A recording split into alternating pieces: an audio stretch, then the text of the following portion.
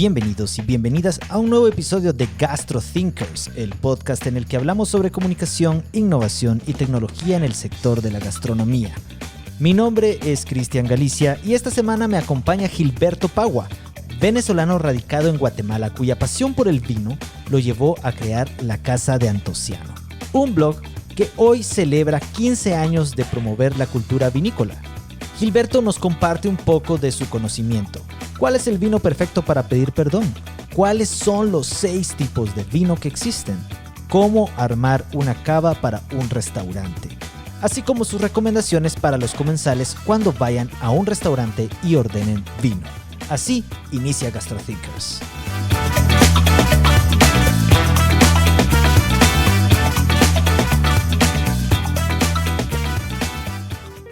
Gilberto, muchas gracias por estar hoy en Gastro Thinkers. No, gracias a ti, Cristian, por la invitación. Mira, sé que dicen que siempre hay un vino para cada ocasión.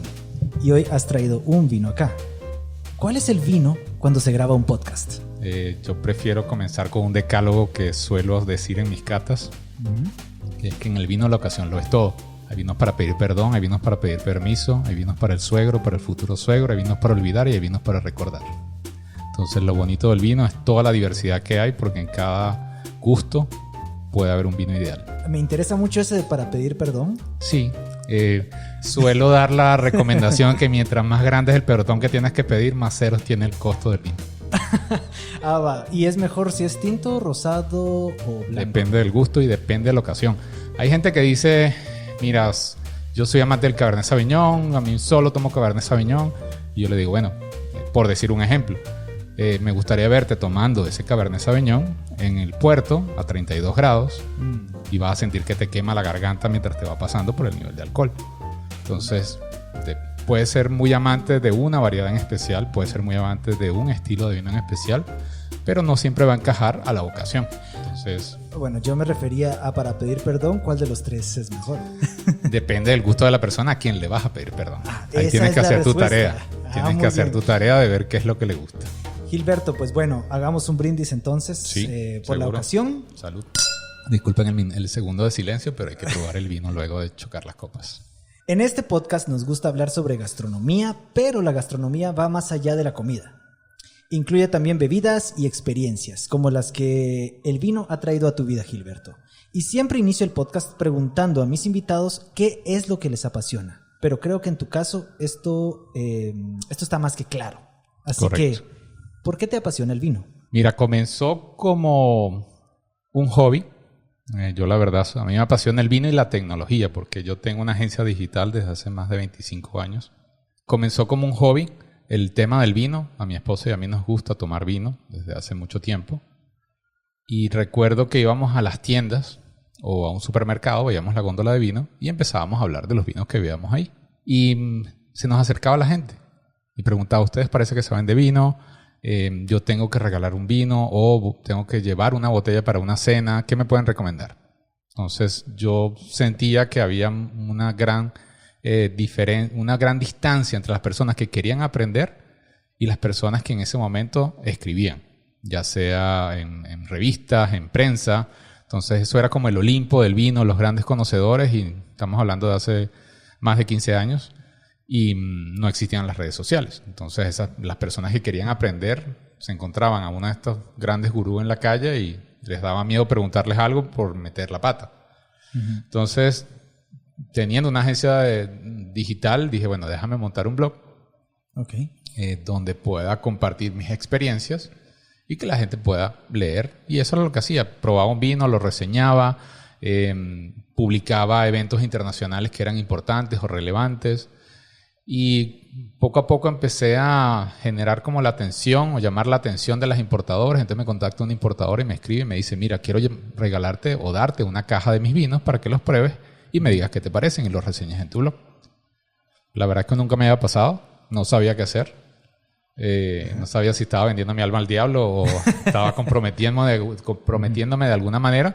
Y le pregunté a otros blogueros en otras partes del mundo. En España, en Estados Unidos, mira, ¿qué hago? Me mandaron esto. Bueno, haz una aclaración de que puedes hacerlo siempre y cuando tengas la libertad de decir lo que tú pienses. Ok, eso está muy bien. Sí, o sea, tener la libertad. En Estados Unidos es más complicado porque tienes que decir, bueno, un disclaimer, de decir, este vino lo recibí como una muestra de tal cosa. Okay. O de un evento, qué sé yo. Y así fue lo que lo hice. Entonces comencé a reseñar, empecé a contactar a las importadoras, les pedí que me indicaran cuando tenían algún tipo de evento y que mi blog fuera un punto centralizado de actividades de vinos. Estoy hablando de Venezuela. Yo llegué a Guatemala hace 10 años y comencé este blog en Venezuela hace 15 años. Justamente el 15 de marzo cumplí 15 años. Estamos hablando de la Casa de Antociano. Correcto. Así es, que está celebrando 15 años de promover el vino. Correcto. ¿Cómo empezó? Mi esposa me regaló el libro Larousse de los vinos. Ajá. Y lo leí completito, de inicio a fin, y al final estaba el glosario. Y uno de los primeros términos es el antociano, o los antocianos, que es el tinte que le da el color al vino tinto. Es el pigmento que le da el color al vino tinto. Ajá. Entonces me gustó la palabra antociano, suena como Antonio, suena como un nombre, y decidí crear ese nombre que se llama la Casa de Antociano. Yo siempre he tenido la duda, ¿el color del vino tinto proviene de la cáscara de la uva? Correcto, de la piel, o se le llama ollejo, piel o cáscara. ¿Y del vino blanco?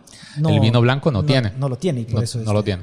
Pero así como el color del vino viene de la piel, entonces tú podrías hacer un vino blanco de uvas tintas. Esa era mi siguiente pregunta. ¿Se puede? Sí, se puede y las hay. No es común. No es común. De hecho, el martes estaba en una cata sobre Malbec y estaba mencionando que una de las maneras de hacer Malbec es en forma de blanco. Entonces hay vinos blancos de Malbec muy escasos, pero sí los hay. ¿Es más difícil el tratamiento? ¿O cuál es la razón por la que no agarrarías una uva de vino Mira, yo tinto? digo que la razón es que cuando tú tienes una copa de vino blanco esperas un vino ligero, fresco, ácido, fácil de tomar, pero si resulta que es un Malbec vas a conseguir un vino con más potencia. O si agarras un Cabernet Sauvignon o una uva tinta para hacer un vino blanco, vas a visualizar gracias a la fase visual algo y cuando lo pruebes vas a percibir otra cosa. Es como cuando tomas una cola, agarras un vaso de cola, para no decir marcas, y resulta que es té. Entonces lo pruebas y esperas una cosa y cuando pruebas es otra. Yeah. Entonces por esa razón no suelen haber vinos blancos de uvas tintas, pero sí existen. Bueno, yo lo veo desde el punto de vista de la bebida que yo tomo, que es cerveza. Okay. Y digo, bueno, tal vez es como las lagers, que son mucho más ligeras, más refrescantes. Y estamos hablando de, por ejemplo, en el caso del vino tinto sería más con levadura tipo ale, que son más afrutadas, con más cuerpo. Pero lo interesante es que sí, incluso en la cerveza hay algunas cervezas tipo ale que son fermentadas con levadura lager y viceversa, pero sí son muy escasas. Claro, cuando tú ves turbidez en una cerveza, esperas una cerveza más potente, con más cuerpo, tal vez más alcohol. Y si resulta la tomas y resulta que es ligerita, entonces hay un contraste entre lo que esperas y lo que sientes. 15 años de la Casa de Antociano. ¿Cómo lo celebraste? Lo celebré con un vivo, con un live en Instagram. Para mí es muy importante la comunidad que he formado en las diferentes redes sociales. A veces me preguntan de dónde saco el tiempo para estar en Instagram, en TikTok, en Facebook, en Twitter. En Twitter también. En todos lados. De hecho, Twitter fue la primera red social que abrí hace 12 años. Wow. Porque en Venezuela es más importante el Twitter que otras redes, por la inmediatez de la información. Entonces, me gusta compartir con la comunidad. Me gusta que la gente sienta que tiene la libertad, la flexibilidad, la tranquilidad de poder hacer cualquier consulta que tenga sobre el mundo del vino y no se sienta regañado o intimidado o alguien le diga, eso es obvio. No hay nada obvio. ¿Y qué ha cambiado durante esos 15 años en el blog? ¿Qué ha cambiado? Bueno, la comunidad ha sido más grande, ha sido más receptiva. Yo me siento más tranquilo transmitiendo información. No siempre he dado catas. Las catas las comencé a dar un poco antes de venirme a Guatemala. Después, cuando llegué a Guatemala, empecé a tener contacto con las importadoras, buscando también ser un centro de información sobre el mundo del vino. Luego me dieron la oportunidad de dar catas y poco a poco ha sido algo que me encanta. O sea, en el vino tú te puedes enfocar en varios aspectos, pero la educación es el que más me ha gustado y el que más disfruto. Compartir información, compartir conocimientos. Y hablando de eso, ahora eres sommelier. El otro día le comenté a Sara, quien está acá con nosotros apoyando con las fotografías del podcast, que entrevistaría a un sommelier. ¿Sabes qué me dijo? ¿Qué te dijo? ¿Qué es un sommelier? ¿Qué es eso? ¿Qué es eso? ¿A qué sabe eso? Qué pena, lo vamos a decir al aire. Entonces, ya lo dijimos. Bueno, para responderle a Sara y solo a ella, ¿qué es un sommelier? ¿Verdad? ¿Qué es? Yo le dije, alguien que sabe de vinos, fue mi respuesta rápida. Pero imagino que va más allá de ese concepto simplista, ¿es así? Justo ayer estaba escuchando un podcast en inglés donde una persona, un sommelier de cervezas que se le llama Cicerón, el sommelier de cervezas se le llama Cicerón, decía que para él un sommelier es cualquier persona que le guste tomar vino. Y un sommelier certificado es una persona que tiene un título.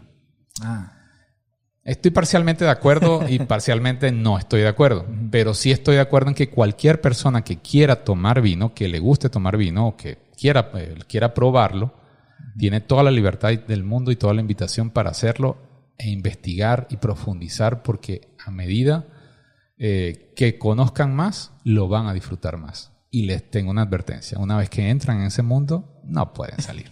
Se los digo yo luego de 15 años. Bueno, pero para certificarte, ¿cuáles son las cualidades que debes de tener? Muchas ganas de aprender.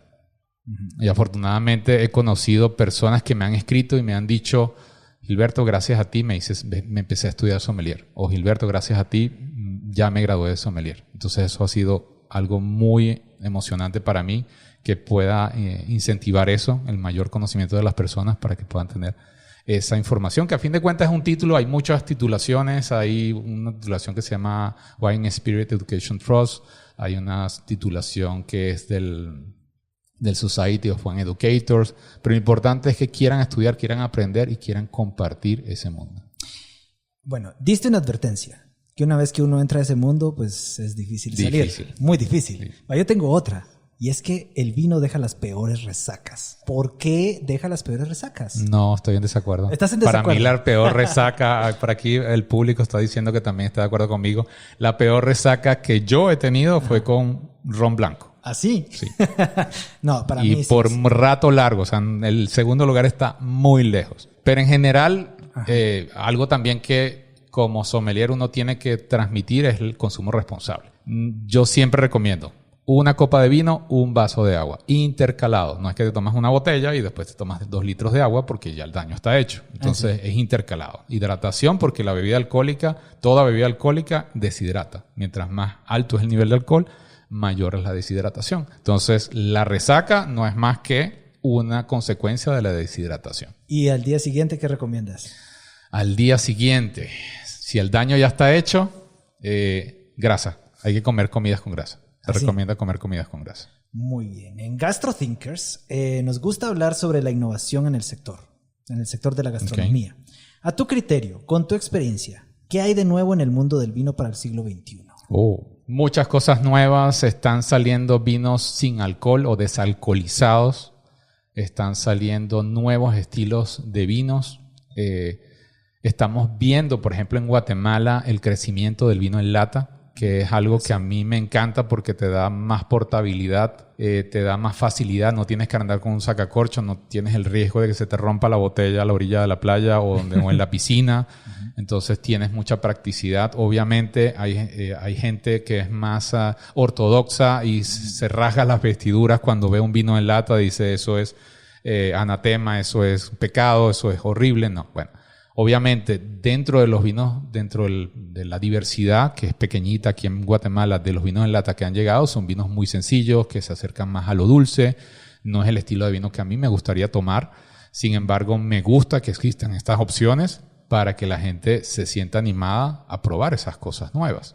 Entonces, poco a poco, si va gustando, la diversidad de vino en lata va a crecer y vamos a tener opciones de mejor calidad o de variedad de estilos. También hay tendencias a regresar a cómo se hacía el vino antes. Hay estilos o técnicas de elaboración de vinos ancestrales que se habían perdido y nuevos enólogos jóvenes están volviendo a las raíces, investigando cómo se hacía el vino en épocas pasadas y tratando de hacer vinos con ese mismo estilo. Ok, esta es una pregunta que me da mucha risa hacerla, pero la voy a hacer ahorita que dijiste de técnicas ancestrales. Pero cuando uno era pequeño y miraba en las películas o caricaturas que el vino lo hacían pues en en estos grandes baldes y eran personas descalzas machucando el vino. Sí. ¿Estamos hablando de ese tipo de técnicas u otro tipo de técnicas? No, otro tipo de técnicas. O sea, digamos que hoy en día todavía puedes ir a visitar una bodega y te dan la oportunidad de hacer prensado. No voy a decir la palabra que debería ser con los pies porque aquí en Guatemala significa otra cosa. Okay. Pero el prensado con los pies te lo permiten hacer más que todo como una experiencia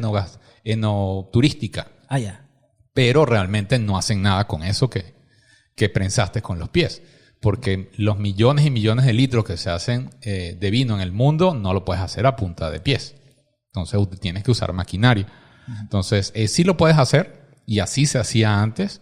Hay bodegas muy pequeñitas y artesanales, familiares que todavía lo hacen así, pero es una pequeña fracción, una pequeña parte. He visto que también hay una tendencia por los vinos orgánicos. ¿Sí? ¿Qué sabes de esto? Hay vinos orgánicos, hay vinos biodinámicos, hay vinos naturales. Cada uno de ellos tiene sus diferencias. Lo que sí quiero aclarar es que un catador, sea cual sea, le pones 4 vinos en copas, a cata a ciegas, entre un vino normal, entre comillas, un orgánico, uno biodinámico y uno natural, y no va a darse cuenta cuál es la diferencia. La diferencia está en el proceso de elaboración, en decir no quiero utilizar elementos químicos o no quiero... Hay un elemento que se utiliza muchísimo en el vino, que son los sulfitos, que sirven para desinfectar desde el campo. O sea, se rocía sulfitos en el campo para evitar plagas, se rocía sulfito o se agrega sulfitos en los tanques para desinfectar el vino y matar bacterias para evitar que el vino se dañe. Se utilizan los sulfitos en la barrica y se coloca en la contraetiqueta por obligatoriedad, contiene sulfitos. Entonces hay bodegas que dicen nosotros no utilizamos sulfitos, sin embargo eso no significa que el vino no tenga sulfitos, lo que significa es que no tienen sulfitos añadidos, pero todos los vinos tienen sulfitos por sus procesos químicos naturales. Hay gente que dice que le da el dolor de cabeza a los sulfitos. A mí es la persona que le da el dolor de cabeza. Entonces, sencillamente, hidrátate más para prevenir y modera el consumo. Muy bien. A quienes nos escuchan, este podcast, les recomiendo seguirnos en Instagram para no perderse uno solo de nuestros episodios. Por ejemplo, el de Daniel El Peli Guzmán, chef de la hamburguesería Nene Malo y la cantina vietnamita Toi Toi. Asimismo, recomiendo seguir a la Casa de Antociano en Instagram. No solo aprenderás todo sobre el mundo del vino de la mano de Gilberto Pagua, sino además podrás conocer de los próximos eventos de maridaje y catas en los que seguramente querrás participar. @Antociano en Instagram, la recomendación de GastroThinkers.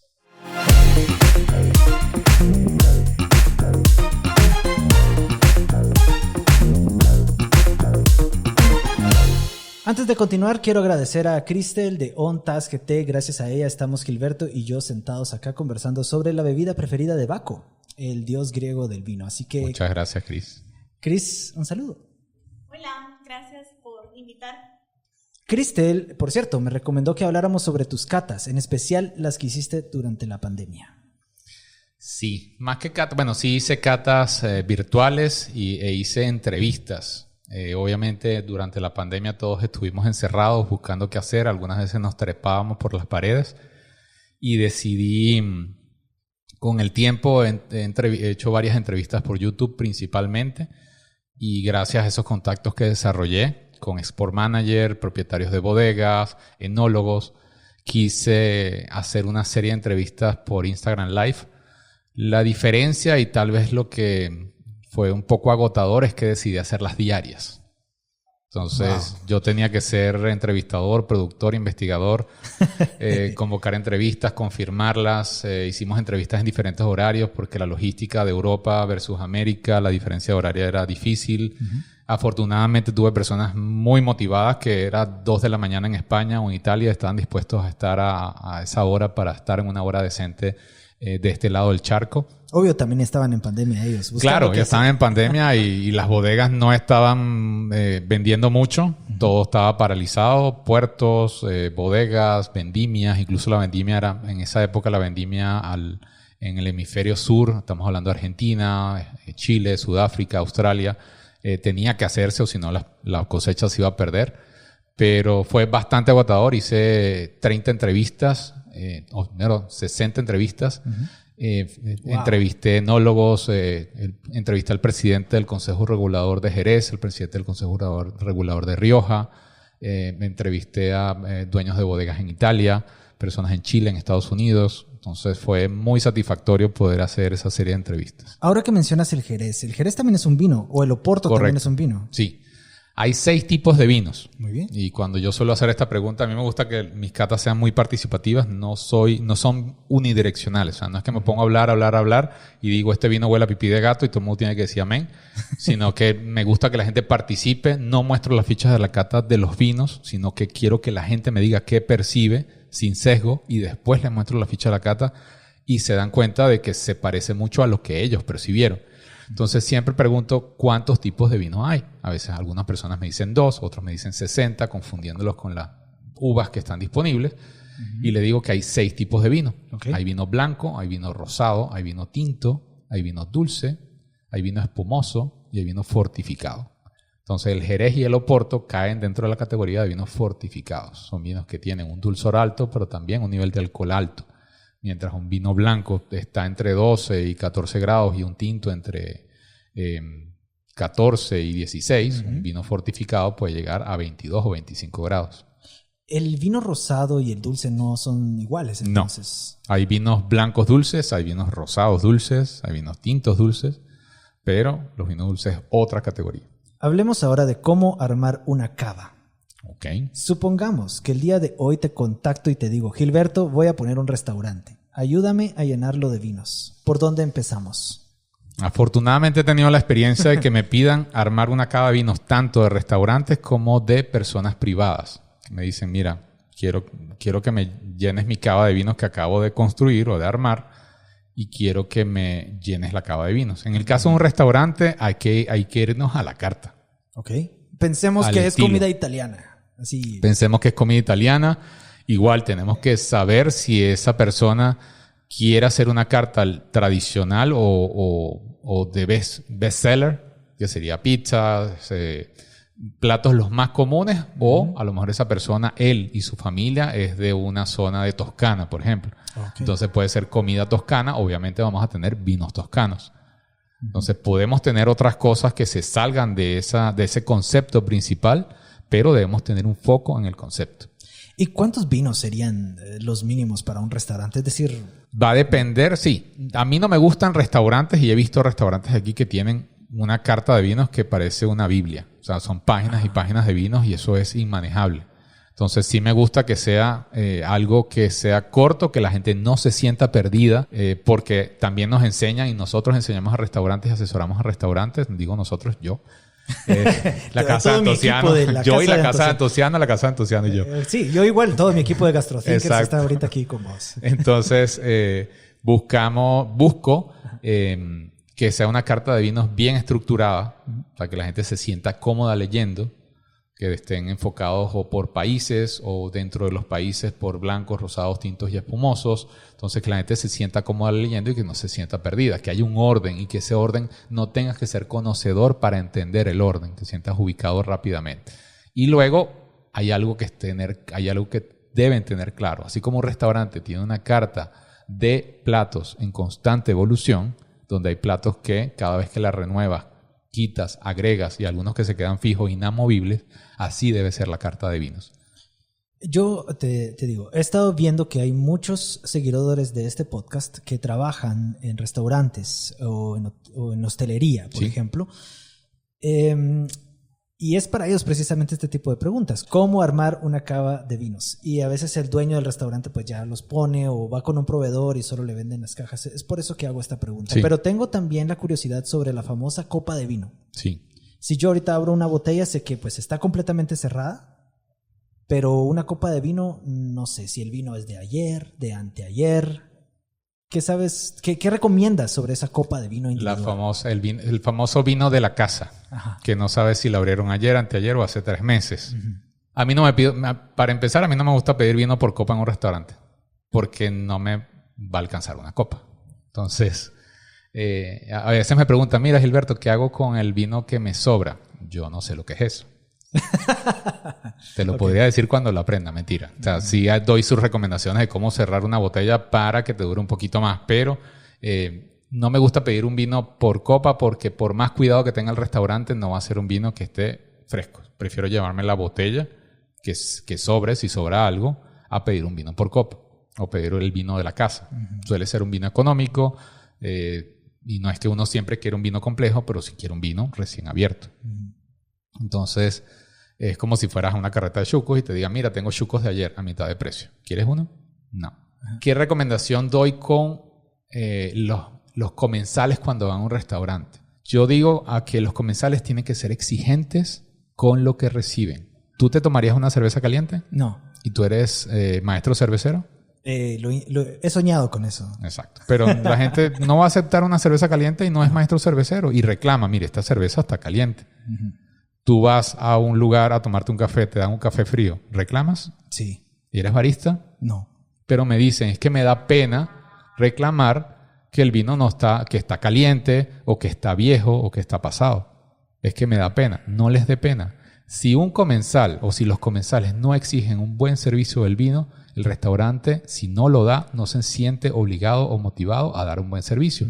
Y ese buen servicio es buenas copas de calidad, de cristal, buena temperatura de los vinos, que los vinos estén bien guardados en la cava, bien cuidados, que cuando estén ya las de añadas pasadas le digan a su proveedor que se las cambie. Entonces, si el comensal no exige, el restaurante no se siente motivado a hacerlo. Ok, y esta es una invitación para que los restauradores se sientan motivados siempre a atender a sus clientes y crear experiencias únicas para ellos. Sí. Por ahí me pasaron el dato, para terminar, Gilberto, de que no solo sabes de vinos, sino también de arepas. Claro. Como venezolano fuera de su país, uno tiene que ser embajador de las arepas. ¿Y aquí en Guatemala dónde podemos encontrar unas buenas arepas? En mi casa. Ah, ok. Entonces estamos todos invitados. Están invitados a comer arepas en mi casa, sobre todo la reina pepiada, que es lo que más le gusta al guatemalteco. ¿Sabes por qué? ¿Por qué? Porque tiene aguacate. Y si hay algo que le gusta al guatemalteco es tortillas y aguacate. ¿Y vino con arepas? Claro. O sea, la arepa es como la pizza o como la hamburguesa. Es un contenedor de sabores. Luego el relleno es el que determina cuál es el vino adecuado o la bebida adecuada. O sea, cuando alguien me dice, ¿con qué combino una pizza? Dime cuál es la salsa, cuáles son los toppings que tiene esa pizza y te puedo recomendar qué vino va a combinar. Va, rápidamente. Sí. Ahora, ya había dicho que era para terminar, pero ahora que dices eso te voy a decir. Hoy fuimos precisamente con Cristel a comer una pizza porque nos invitaron de La Quitapenas. Ok. Que es una pizzería que está aquí en zona 1 de Ciudad de Guatemala y que se especializa en pizzas hechas con masa madre, pero todos los ingredientes provienen de platillos típicos del país. Okay. Por ejemplo, nos dieron una que era de chile relleno. Okay. Y otra, que fue la que más nos gustó, de mole de plátano. Okay. ¿Qué vino recomendarías? Bueno, el mole de plátano tiene dulzor, ¿cierto? Un dulzor suave. Sí. Correcto. Entonces podemos trabajar en el mundo, en el tema del maridaje, tienes maridaje por afinidad y maridaje por contraste. Si tengo una pizza con ese mole y ese mole tiene un toque de dulzor, entonces puedo irme por afinidad con un vino con un dulzor suave. No un vino dulce, sino un vino seco con un dulzor suave. Puede ser un vino blanco que tenga un nivel de azúcar un poquito más alto. Y si me voy por contraste, entonces me iría con un vino blanco igual, pero con acidez marcada. Entonces la acidez y el dulzor se van a contrastar. Gilberto, ha sido muy aleccionadora tu intervención en este podcast. Me alegra. Me ha encantado mucho conocer un poco más del vino y realmente se nota por mucho el conocimiento que tienes. Así que felicitaciones por Muchas los 15 gracias. años de ese blog. Muchas gracias. Por tu trabajo. Por favor, felicitar la paciencia de mi esposo. También. Ajá. Y en serio, muchas gracias por estar esta tarde con nosotros. Ha sido un placer. Gracias, Cristian.